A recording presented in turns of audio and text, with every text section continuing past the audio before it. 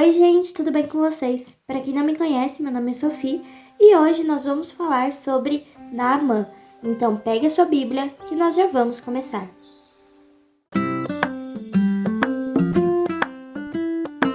Antes de começar o estudo, vamos orar? Senhor meu Deus, meu Pai amado, quero te agradecer, Senhor, por esse dia. Quero te agradecer, Pai, por cada pessoa que está aqui comigo hoje. Que o Senhor possa estar abençoando cada um e nos dando, Pai, entendimento e sabedoria sobre a Tua Palavra, para que nós possamos entender tudo que o Senhor quer passar para nós, Pai. Também te peço, Senhor, para que o Senhor esteja nos acompanhando ao longo, Pai, do estudo. Em nome de Jesus. Amém.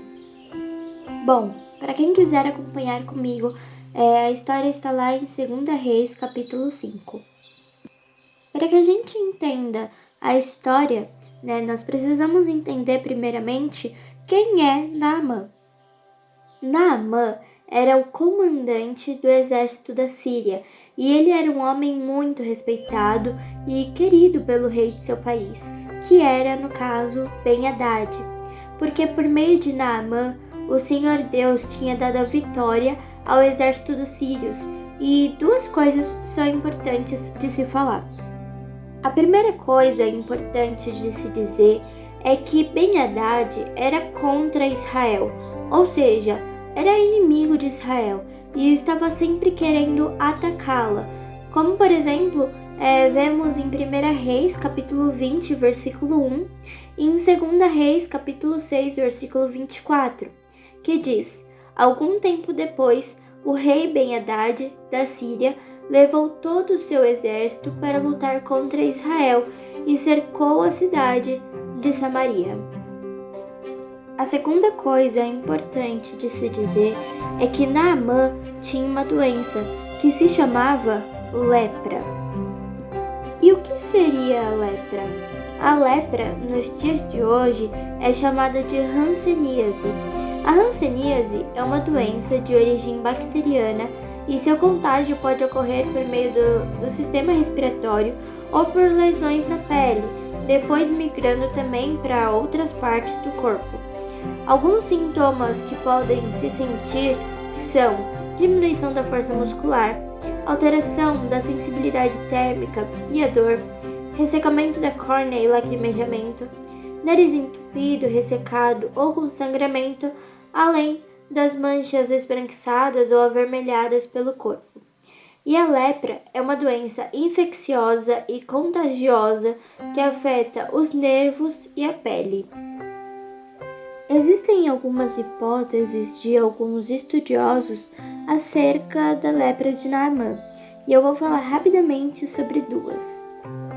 A primeira hipótese é que a lepra de Naamã era de um grau leve, já que ele não vivia recluso, e quando o servo de Eliseu, chamado Geazi, foi castigado com o mesmo tipo de lepra do comandante sírio, como é mostrado em 2 Reis, capítulo 5, versículo 27, aparentemente ele também não sofreu reclusão, e os estudiosos justificam isso por meio de 2 Reis, capítulo 8, versículo 4. E a segunda hipótese que nós vamos falar é que a lepra de Naamã, ela poderia sim ser de um grau severo, porém ele não sofria de reclusão pelo motivo de este ser um costume do povo judeu e não do povo da Síria. E por ele ser sírio, não teria o porquê dele seguir esse costume. Além disso, não dá para saber ao certo se Geazi ele vivia ou não em reclusão a partir de 2 Reis, capítulo 8, versículo 4. Agora que entendemos um pouco sobre quem era Naamã e sobre essa doença, vamos partir para a história. Como eu disse no começo do estudo, Naamã era comandante do exército da Síria, e em uma das batalhas que ele participou contra Israel, os sírios haviam levado como prisioneira uma menina israelita que ficou sendo escrava da esposa de Naamã. E um certo dia, a menina disse para a esposa de Naamã o seguinte: Eu gostaria que o meu patrão fosse falar com um profeta que mora em Samaria.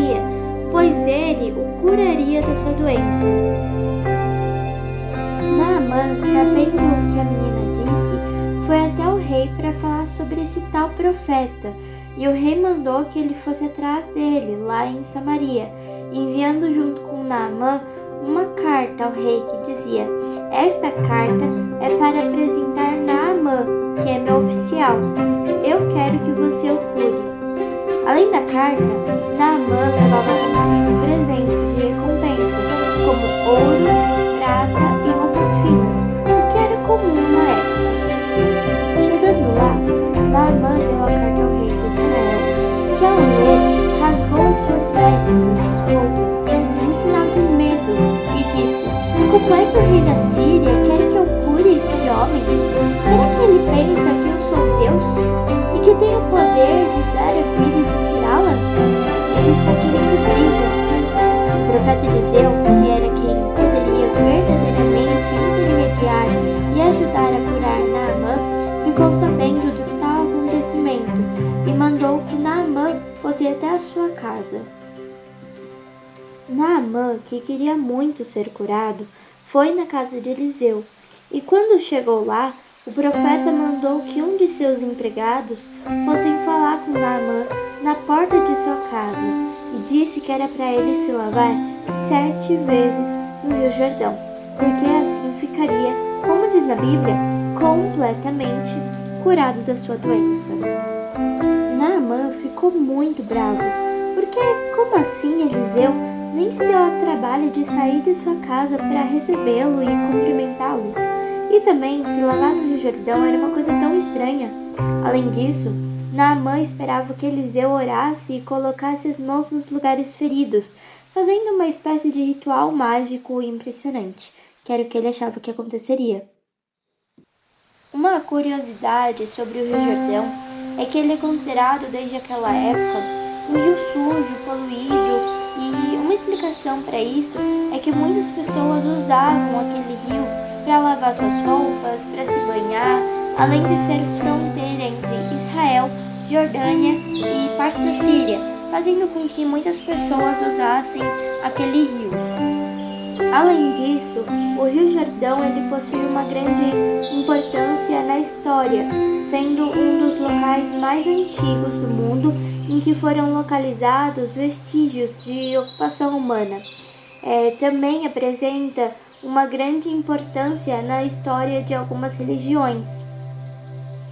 O Rio Jordão ele ainda é muito usado nos dias de hoje como fonte histórica e também para pessoas que desejam se batizar lá. Mas, voltando para a história, era muito importante que Naamã fosse curado no Rio Jordão, porque seria uma quebra de orgulho que Naamã teria que passar. Eliseu poderia simplesmente pedir para ele se banhar, para ele mergulhar lá nos rios de Damasco, que eram os rios muito limpos da época. Porém, para que houvesse essa quebra de orgulho, para que houvesse a mudança de vida, era preciso que ele mergulhasse no Rio Jordão. E Naamã, irritado com a situação, estava indo embora, quando os seus empregados o questionaram, dizendo: se o profeta mandasse o Senhor fazer alguma coisa difícil, por acaso o Senhor não faria? Por que é que o Senhor não pode ir e se lavar, como ele disse, e ficar curado?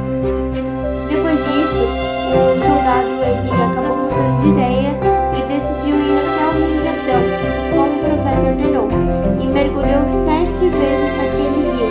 E após o 7º mergulho, a Bíblia diz que sua carne ficou firme e sadia, como a de uma criança.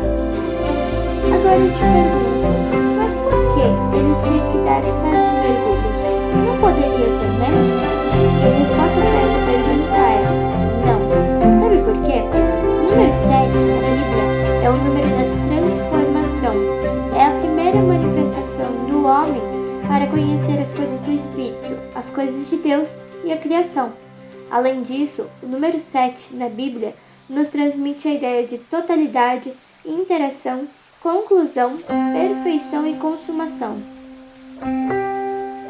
E o que significa cada mergulho de Naamã no Rio Jordão?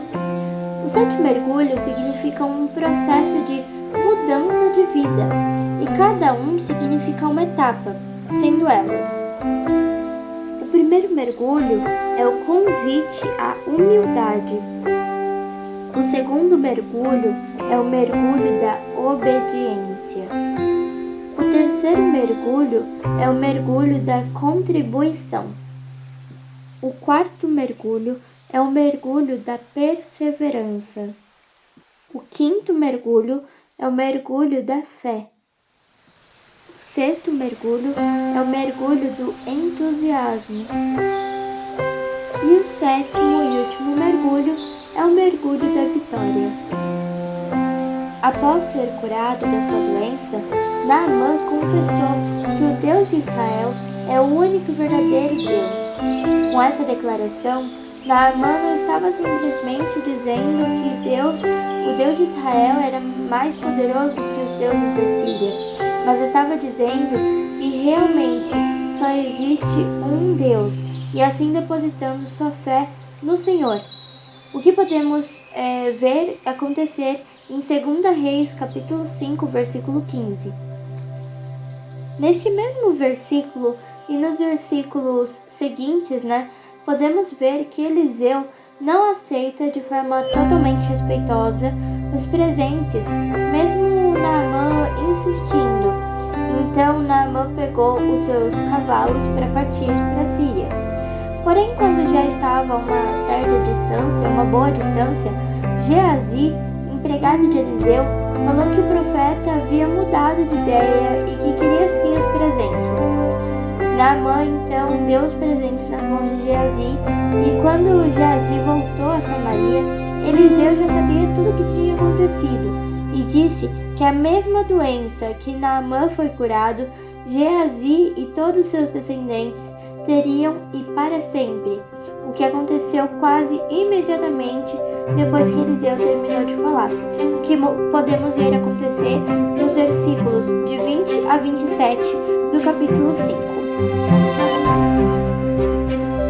Agora que nós finalizamos a história, o que nós podemos aprender com ela? Vamos falar primeiro sobre Naamã. Naamã é conhecido na Bíblia como um homem orgulhoso, e ele foi obrigado a se humilhar. E se essa não é a maior, é uma das maiores lições de 2 Reis, capítulo 5. E podemos ver por meio dessa história que poder, status, dinheiro, fama e influência não podem resolver causas impossíveis. Somente Deus é capaz de reverter as situações que nós humanos não conseguimos. Pode-se entender que quando nosso coração está endurecido e orgulhoso, Deus não pode agir e operar os seus milagres. Além da cura da lepra, Naamã, por deixar seu orgulho de lado, ainda conseguiu a sua bênção eterna, ou seja, sua salvação. Às vezes, o nosso coração, infelizmente, resiste às simples instruções que Deus manda através de seus profetas e da sua palavra, fazendo com que percamos grandes bênçãos de Deus para as nossas vidas. O nosso orgulho não permite muitas vezes que perdoemos os que nos ofenderam e nos impede de pedir perdão quando ofendemos também. Esse orgulho faz com que a gente carregue um fardo muito pesado e não nos deixa viver plenamente com a alegria do Senhor. É importante destacar que quando não reconhecemos os nossos erros, é um grande sinal de orgulho e ego que existe em nós e que a Bíblia condena. Outra pessoa com quem podemos aprender é Geazi. Geazi pode ser comparado com a igreja nos dias atuais, que muitas vezes acompanha de perto os milagres e as maravilhas que Deus faz, e mesmo assim continua pecando e fazendo o que não é certo. E por último, mas não menos importante, temos a israelita. A israelita poderia simplesmente sentir ódio, ser arrogante e querer vingança por ter sido tirada da sua terra natal e ter virado escrava de Naamã. Porém, sua atitude de querer ajudar, oferecendo informações de onde ele poderia procurar ajuda, demonstrou que seu coração estava, na verdade, cheio do Espírito Santo de Deus. Devemos sempre levar as boas novas para as pessoas e sempre querer bem para o nosso próximo. Para finalizar o estudo, vamos orar? Senhor meu Deus, te agradeço por esse estudo, te agradeço por esse tempo de comunhão com os meus irmãos. Pai, eu peço que o Senhor possa nos ajudar a guardar no nosso coração e na nossa mente tudo que nós vimos aqui, Pai. E também peço que nós possamos ser assim como a israelita, que leva as boas novas para as pessoas que estão ao seu redor, que não guarda rancor e que está sempre cheia do Espírito Santo. Também quero te pedir, Pai, para que nós sejamos assim como Naamã, que deixou o seu orgulho de lado para que pudesse ser curado, Pai. Quero te pedir que nós não sejamos assim como Geazi, que anda com pessoas, Pai, de autoridades da igreja e acaba muitas vezes não colocando em prática tudo aquilo que vive, Pai. Que nós possamos colocar em prática e que nós possamos cada vez ter mais fé e cada vez mais ser parecido com o Senhor. Em nome de Jesus, esse é o desejo do meu coração. Amém. Bom, gente, esse foi o vídeo de hoje. Espero que vocês tenham gostado. E se vocês gostaram, deixem o like, se inscrevam no canal, ativem o sininho para não perder nenhuma notificação e compartilhem com seus amigos para que a gente possa cada vez mais alcançar mais vidas para Jesus. Também vou deixar aqui embaixo o meu e-mail para vocês mandarem sugestão de estudos que vocês queiram ter aqui no canal e para vocês mandarem pedido de oração. No pedido de oração, coloquem o nome de vocês, a cidade, para eu também orar pela cidade e o pedido de oração, tá bom? Esse foi o vídeo e até o próximo. Beijão!